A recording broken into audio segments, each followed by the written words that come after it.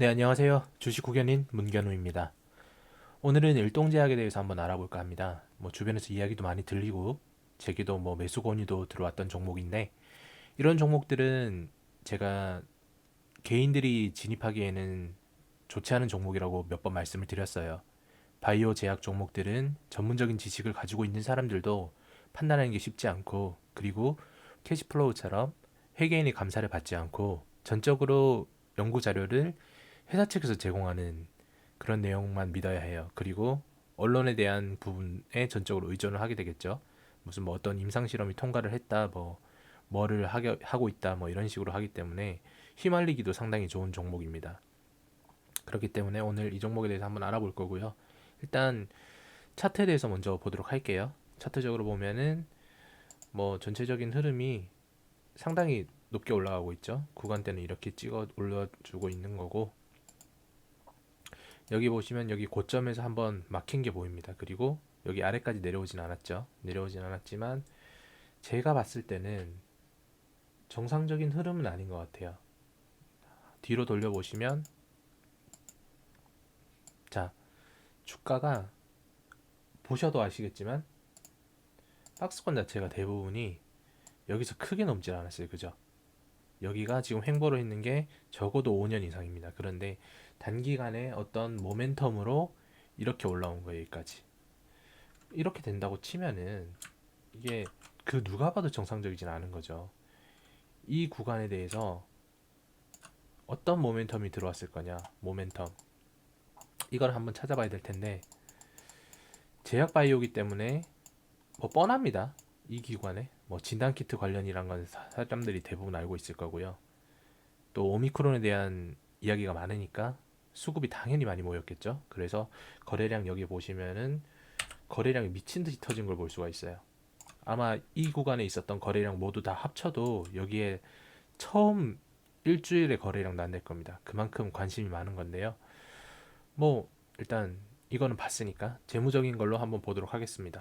자, 일단 사업의 개요부터 보자면은 우리가 흔히 아는 그런 활성 비타민, 아로나민제 이런 게 있다고 하네요. 그죠? 그리고 공장 가동률이 평균 80% 정도다 이렇게 나와 있는데, 80% 정도면은 제조업에서 양호합니다.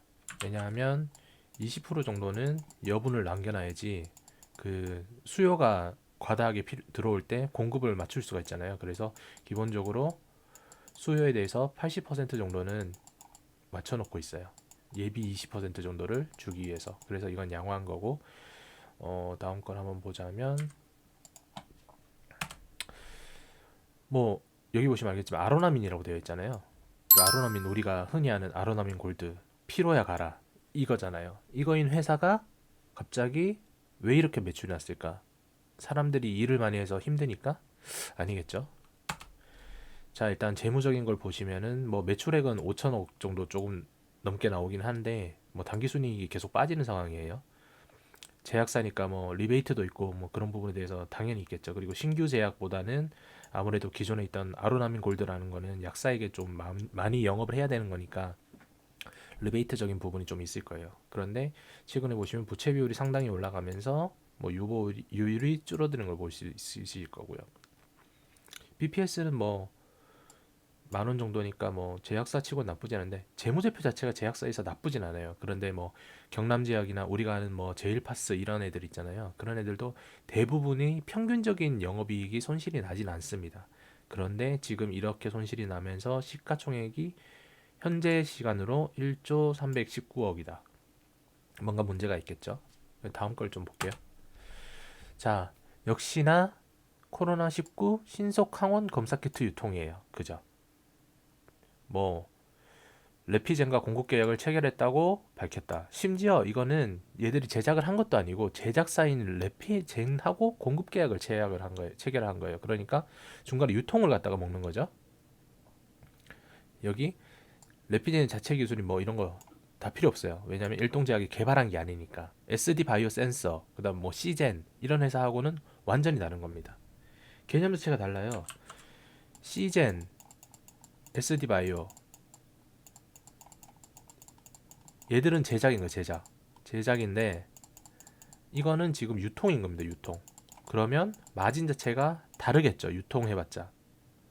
왜냐면 뭐 정가에서 얘들을 띄우진 않을 거 아니에요. 수요가 많으니까 당연히 매출은 늘겠지만 유통 마진이란 거는 얼마 안 되겠죠. 그러니까 이게 크게 의미가 없는 겁니다. 자, 그리고 상한가를 기록했다. 일본 시오노기 제약의 먹는 신종 코로나 바이러스 감염증 이렇게 나와 있잖아요. 그죠? 이거 크게 의미가 없는 거예요. 왜냐면은 지금 오미크론 때문에 먹는 치료제가 감기랑 똑같은데 감기의 약 가격이 우리가 비싼가요? 그렇지 않죠. 왜냐면 출혈 경쟁 때문에 그런 겁니다. 그러면 이것도 똑같이 개발을 한다고 하더라도 투입된 비용에 비해서 약값이 떨어질 확률이 높아요. 그러면 크게 의미가 없겠죠. 이 주가가 오른 만큼 빠지는 게 정상이겠죠. 그렇다면 지금 이 주가 자체가 상당히 거품이 있는 거겠죠. 왜냐면 매출이 나고 있었을 때도 이 가격대, 그러니까 24,000원을 넘지를 못했는데 지금 매출이 임상하고 있어요. 임상 약 나오면 가격 떨어진다고 얘기했어요. 그죠? 그리고 진단 키트, 이거는 유통이라 그랬잖아요. 제작이 아니라. 그러면 이 가격은 크게 의미가 없는 거예요. 당연히 이까지 빠져야지 다시. 이게 다 설거지인 겁니다. 유통 주식수를 보면은 유통 주식수가 또 얼마 안 되긴 하네요. 유통 주식수가 시장에 한 110만 주 정도 되네. 110만 주 정도 되는데 여기서 이미 거래량이 유통 주식수 이상을 쳤기 때문에, 그러면 당연히 여기서 샀던 애들, 뉴스 띄고 올린 애들 있겠죠? 그러면 올린 애들이 지금부터는 팔아먹어야 되겠죠. 왜냐면 이 구간에서 다 모았을 거니까. 아니면 이 구간에서만 들어갔다 하더라도 여기 박스권이 걸리니까 나쁘지가 않아요. 그런데 이 위에 있는 이 거래량들은 어떻게 할 거냐고. 이게 사실 답이 없는 겁니다. 여기 보시죠? 거래량 보이시잖아요. 그죠? 여기 거래량 이만큼 다 터진 거예요. 다 터진 거예요. 이때만 하더라도 자사주 50% 빼고 나면 110만 주는 여기서 이미 다 끝난 거예요. 근데 나머지는 다 거품으로 이제 가는 거죠. 빠지면 되는 거예요. 이제 여기에 산 사람들은 다 누구다? 개인. 세력은 여기 없습니다. 세력 같은 건 이미 다 나갔어요. 여기 지금 아래 꼬리 다 나오는 거 보이잖아요. 그죠? 계속 바뀌고 있잖아요. 여기도 아래 꼬리 나오고 있고 조금씩 다 터는 거예요. 왜냐하면 여기서 다 모았을 테니까.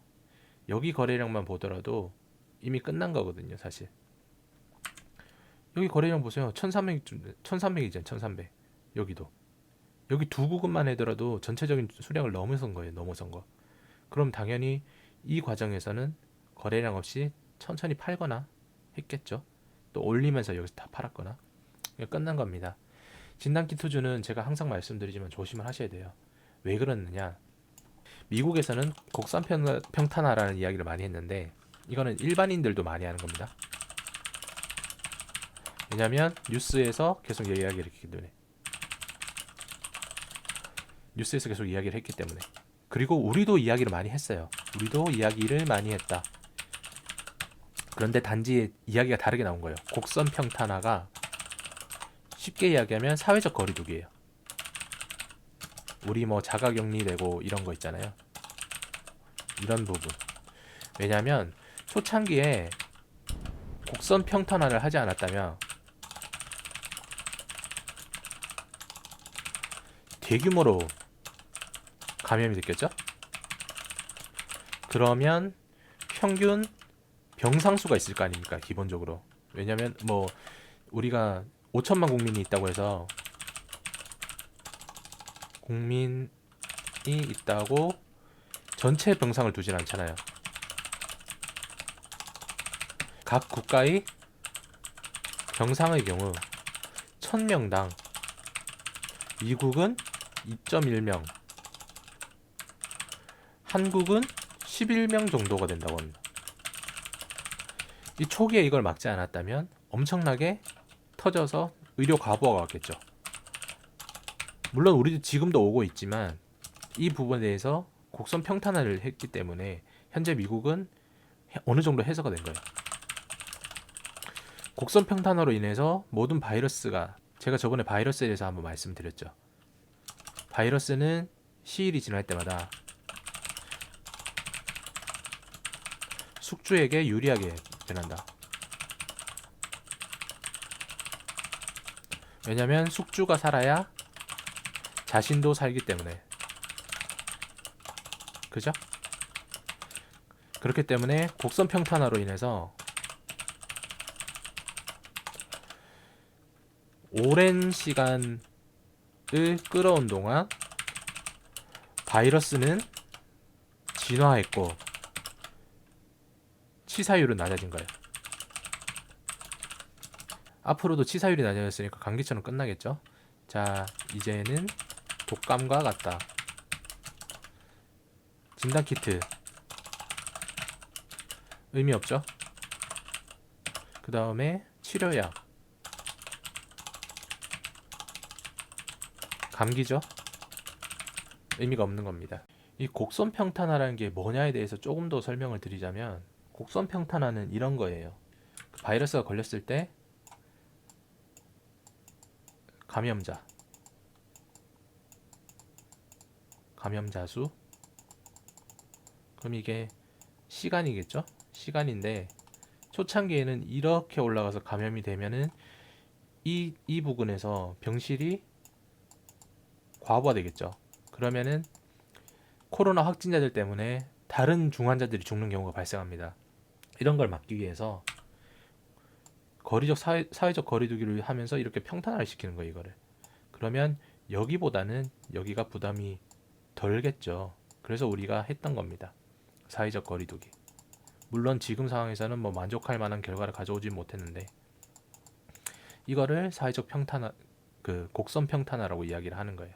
그러니까 지금 뉴스에서 어떤 내용이 나오고 있는가 하면, 여기서 보시면은 격리 기준을 계속 완화한다고 나와 있어요. 확진자 격리는 검치 채취일로부터 7일 통일. 이렇게 되는 겁니다. 결국 진단키트도 그게 의미가 없는 거예요. 그냥 그 사람들이 한번 써봐라, 이래서 일회성으로 수요가 느는 것일 뿐이지, 이 상황에서는 기존의 신규의 강력한 진단키트 제조사들이 있는 상황에서 여러 군데 유통사가 늘어나봤자 의미가 없는 거예요. 거기다가 일동제약처럼 유통만 하는 회사는 더 의미가 없죠. 왜냐면 제조하는 회사가 훨씬 더 많은 거니까. 유통 마진이 남지 않느냐라고 얘기를 하는데 의미 없습니다. 그러니까 이 종목은 조금 조심을 해야 되지 않나 하는 게 저희 생각입니다. 일단 뭐 고점인 건 확실해요. 일단 고점이죠. 여기서 보시면은 뭐 계속 이제 지지부진하게 올라가고 있고, 거래량도 상당히 많이 터졌으니까, 여기 보시면 뭐 최대 거래량 터졌죠. 최대 거래량 터지고 나서 최고가 찍고 바로 다음날 떨어지고, 이제 나머지 진단키트들도 힘을 받지 못하면 끝나는 겁니다. 이거 제가 휴마시스 이야기 계속 해드렸는데요. 그죠? 휴마시스 여기 구간에서 털고 빠져나와라. 똑같은 겁니다. 오늘 또 빠지잖아요. 올라오지를 못해요. 왜냐면 거래량 자체가 사라졌으니까. 진단키트 이후에 테마가 어제 말씀드린 대로 진단키트에서 NFT로 넘어갔거든요. 제가 어제 말씀드렸죠?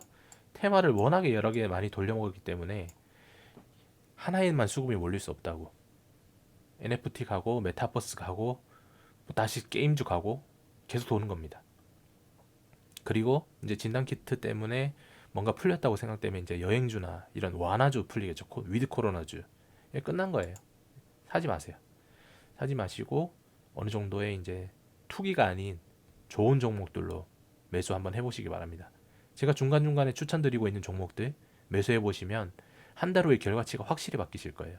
이런 걸로 골머리 앓지 마시고 제가 추천해드린 종목으로 매수하셔서 수익 보시는 게 어떻게 보시면 더 좋으실 수 있습니다. 일동제약은 여기까지 하도록 하겠습니다. 구독, 좋아요 꼭 눌러주세요. 감사합니다.